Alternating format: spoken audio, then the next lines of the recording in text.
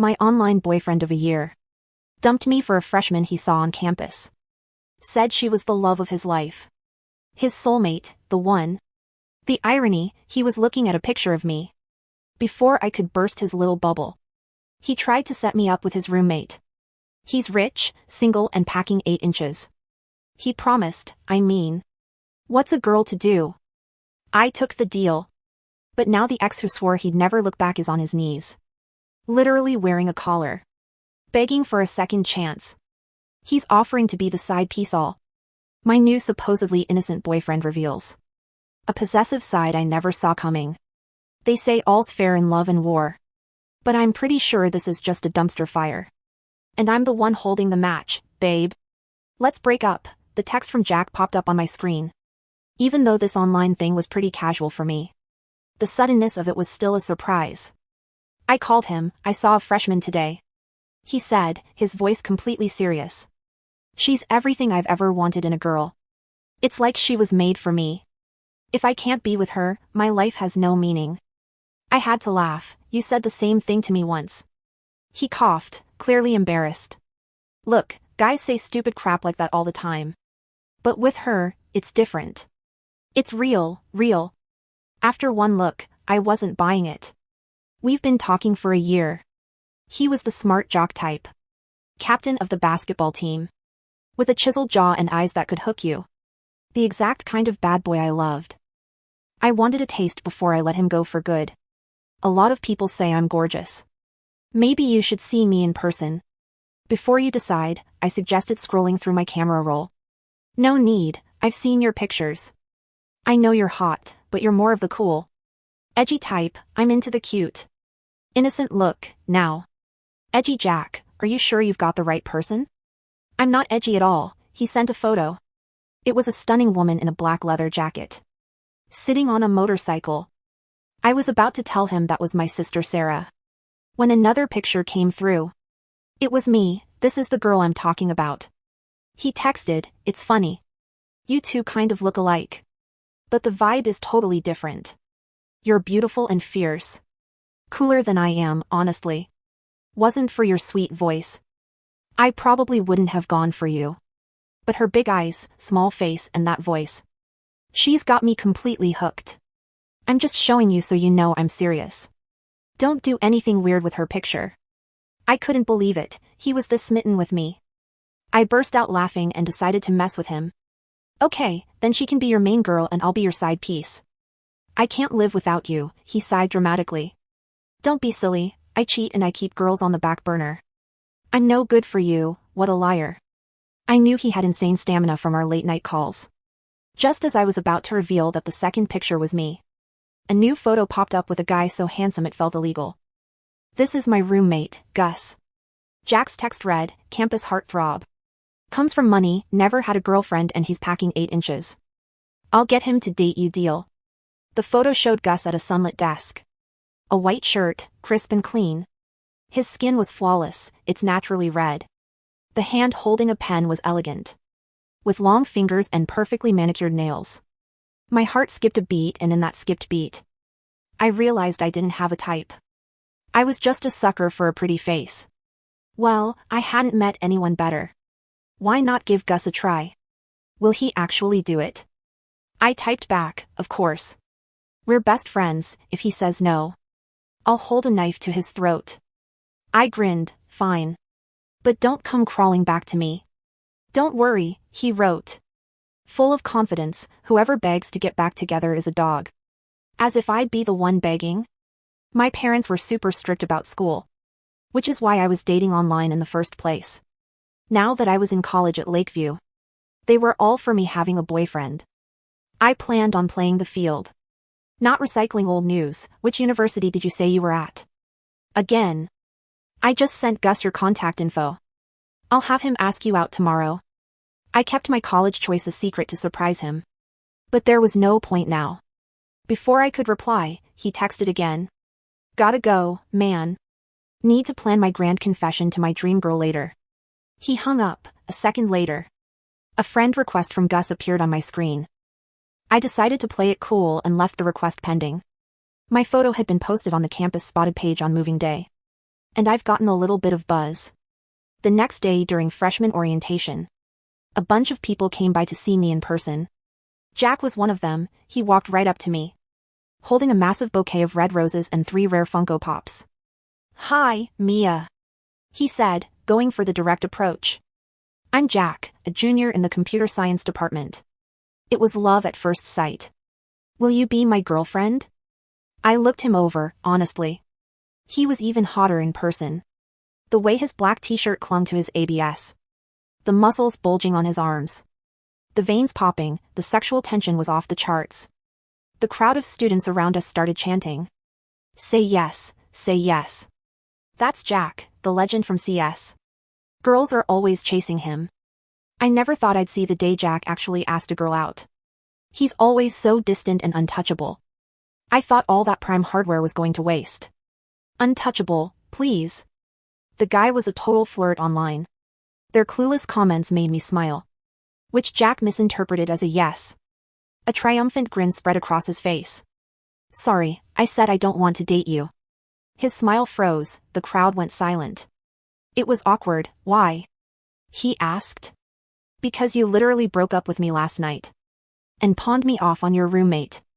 But I wasn't going to say that. I wanted to watch him figure it out himself. "I'm already interested in someone," I said. "So you're not official yet? Then give me a chance, I swear I'll treat you better than him." "No, thanks. I'm not interested in you." I could hear a few gasps from the crowd. His face was a mixture of confusion and embarrassment. "But I can't give up on you," he insisted, pushing the gifts toward me. "Please take these." Those Funko Pops were tempting. But I didn't want the drama. I shook my head. "If you don't take them, I'm throwing them in the trash," he threatened, trying to force my hand. "Then throw them away." I grabbed my roommate Haley's arm and walked away without a second glance.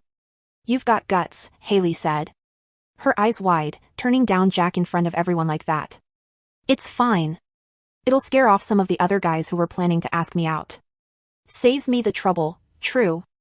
The spotted page is blowing up with guys saying they're gonna shoot their shot with you. Speaking of which, it reminded me of. Gus pulled out my phone, accepted his friend request, and agreed to have dinner with him that night. Gus was waiting by the window when I got to the restaurant. His eyes lit up when he saw me. Then a flicker of confusion crossed his face. "I'm Babe," I said with a smile as I sat down. "The girlfriend Jack set you up with." I leaned in, curious why I don't look like the picture.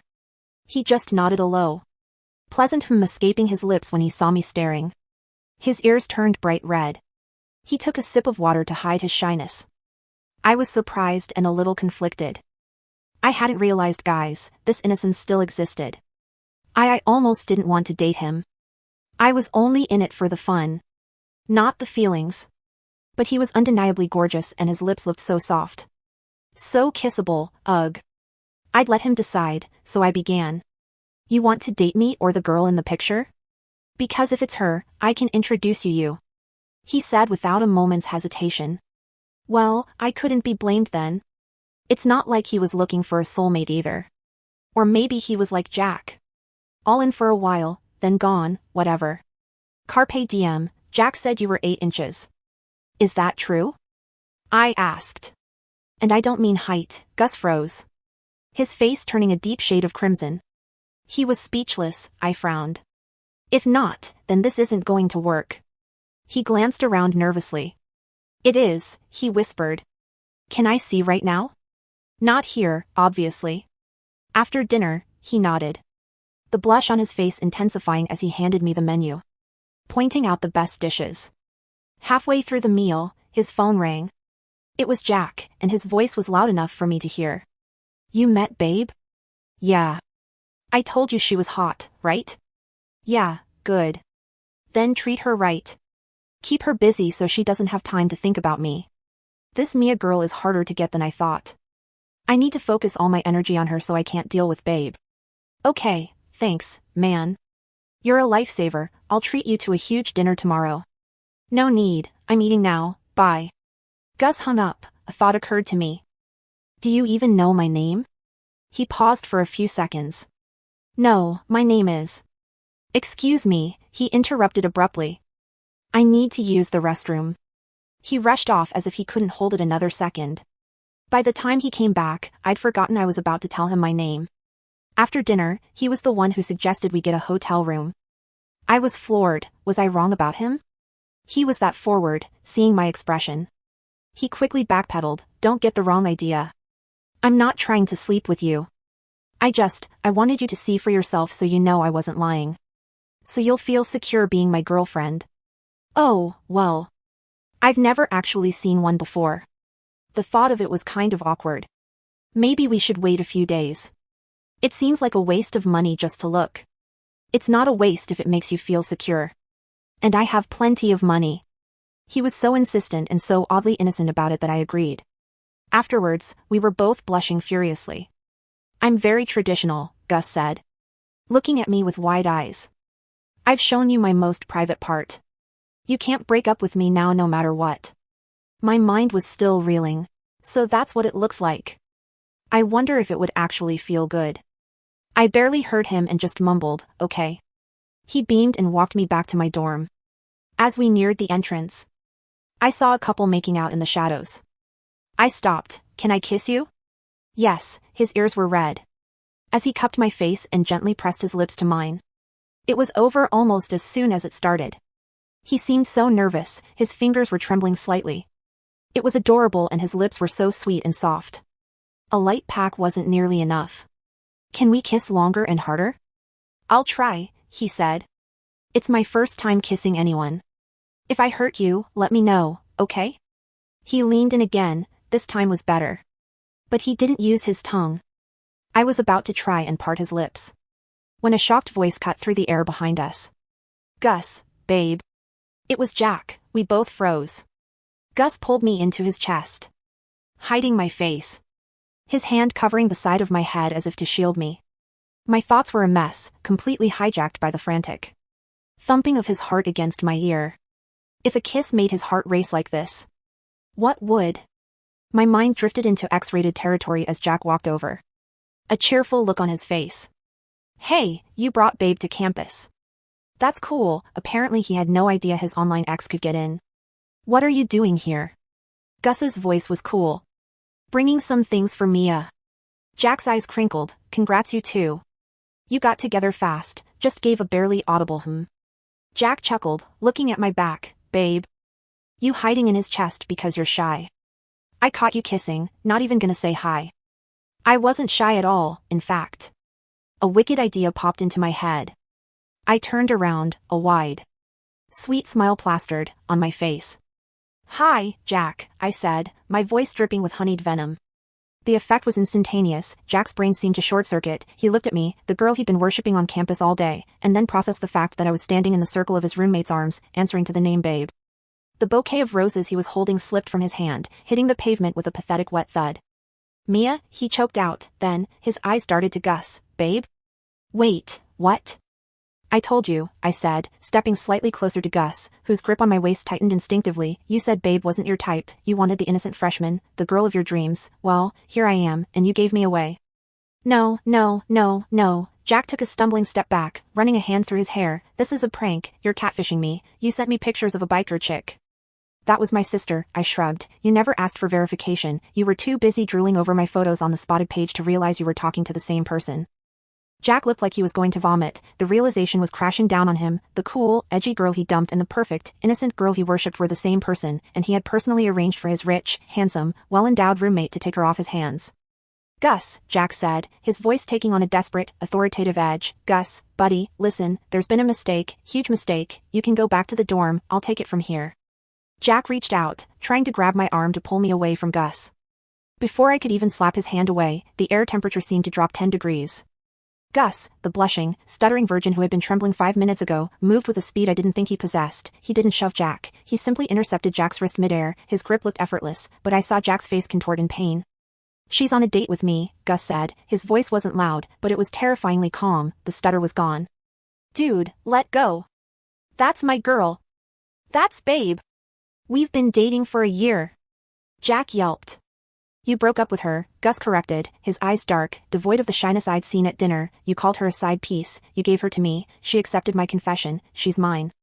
He released Jack's wrist with a dismissive flick. Jack stumbled back, rubbing his arm, looking at Gus with legitimate fear. I looked up at Gus, stunned. The shy puppy had teeth.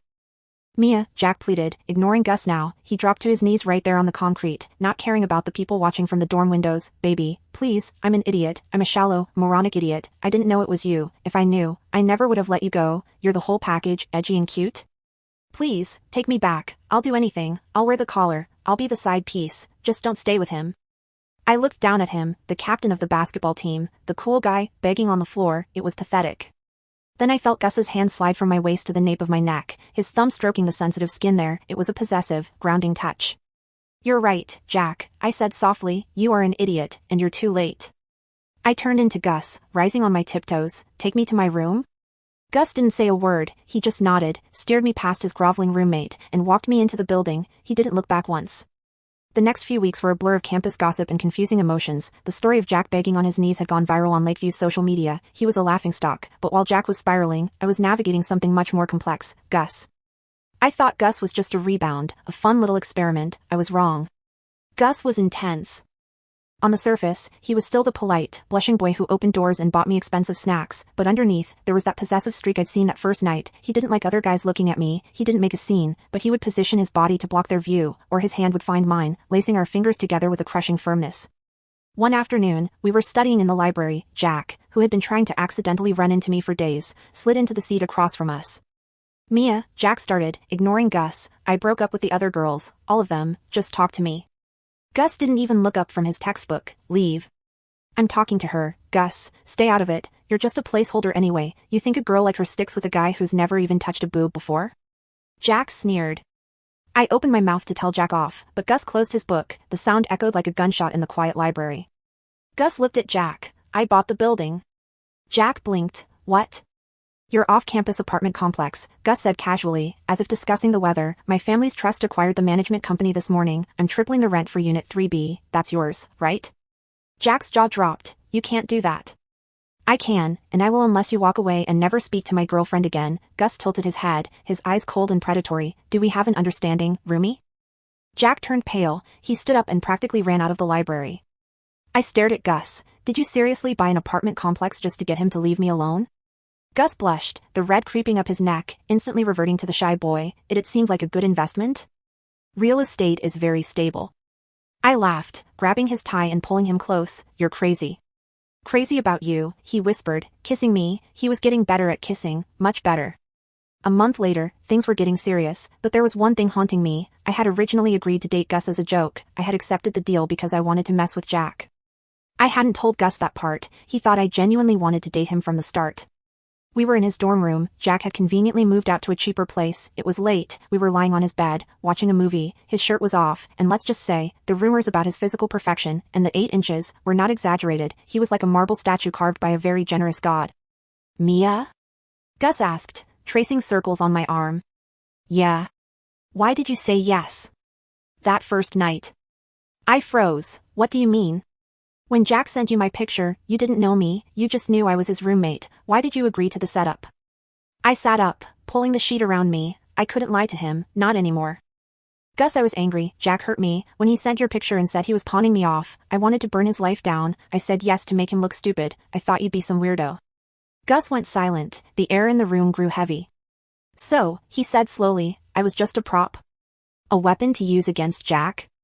At first, I admitted, my voice shaking, but only for like an hour. The second I met you, the second you blushed when I looked at you, it changed. I swear, Gus, I fell for you.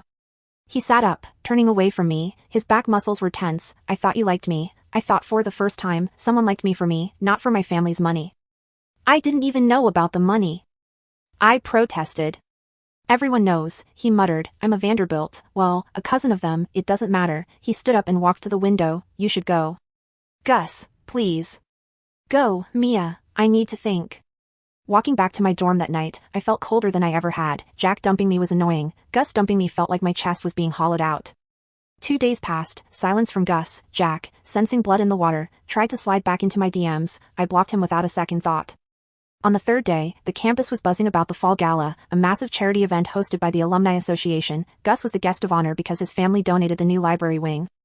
I wasn't going. I was sitting in my dorm eating ice cream in sweatpants. Get up, my roommate Haley said, throwing a garment bag at me. Go away. No, a courier just dropped this off. It's for you, from G. I sat up and unzipped the bag. It was a dress, not just a dress, a custom couture gown in deep emerald green, the exact shade of my eyes. There was a note. I don't want to go alone, and I don't want to go with anyone who isn't you. If you were telling the truth, meet me there, Gus. I was dressed and out the door in 20 minutes. When I arrived at the gala, the ballroom was packed. Jack was there, wearing a rented tux that didn't fit right, trying to schmooze with some donors. When he saw me enter, he scoffed. He invited you? Please, he just needs a date for the photos. He's going to dump you afterwards, just like I did. We're the same, Mia. You played him, he's playing you. We are nothing alike, Jack, I said, brushing past him. I found Gus near the Champagne Tower. He looked devastating in a tailored tuxedo. He looked like a prince. When he saw me, the crowd seemed to vanish for him. He walked straight to me. You came, he breathed. You bought me a dress, I smiled nervously. Does this mean I'm forgiven? I realized something, Gus said, his eyes intense. I don't care how it started. You could have left after dinner. You could have left after the kiss. You stayed. That's what matters. He reached into his pocket and pulled out a small velvet box. Jack, who had been watching, laughed loudly. A ring? Already? Desperate much? The crowd quieted down. Gus ignored them. He opened the box. It wasn't a ring, it was a key, an ornate, heavy iron key. This isn't a proposal, Gus announced to the room, his voice projecting clearly. This is a key to my family's private estate in the Hamptons, and this, he gestured to me, this is the only woman who will ever hold it. He turned to me, his expression darkening with that possessive heat I loved. You said you wanted to play the field, Mia. I'm taking you off the board, permanently. Is that a threat? I teased, my heart hammering. It's a promise. Jack looked like he had swallowed a lemon. He tried to laugh it off. Whatever, she's still the girl I dumped. Gus turned to Jack one last time. You didn't dump her, Jack. You lost her, and if you ever speak her name again, I will ensure that the only job you can get after graduation is scrubbing toilets in a facility I own. The silence in the room was absolute. Gus wasn't the shy roommate anymore. He was the alpha, and everyone knew it. 6 months later. Jack transferred schools. Apparently, the social humiliation and the fact that he couldn't get into any parties, Gus's influence was far-reaching, was too much. I was currently sitting on the back of a motorcycle, my motorcycle. Gus had bought it for me because he said that edgy look drove him crazy in the best way possible. We were parked overlooking the lake. Gus was leaning against the bike, his arms crossed, that expensive watch glinting in the sun. So, I grinned, hopping off and wrapping my arms around his neck. Are you ever going to admit that you like the bad girl vibe? Gus smirked, a confident, sexy expression that was miles away from the nervous boy I met. I like your vibe. Besides, I think I'm corrupting you. Oh really? Uh-huh. You're getting used to the good life, the private jets, the dinners. The 8 inches, I whispered in his ear. Gus choked on air, his face turning that familiar, adorable beet red. Even after all this time, I could still make him blush. You're terrible, he groaned, hiding his face in my neck. I'm the love of your life, I corrected. Yeah, he sighed, tightening his grip on me, possessive and final. You are. Jack wanted a soulmate. He wanted the one. The irony was, he found her for me, and while he was somewhere starting over, I was right here, holding the match that started the fire, watching it burn brighter than ever. Babe, Gus whispered, let's go home. Lead the way, I said. And I never looked back.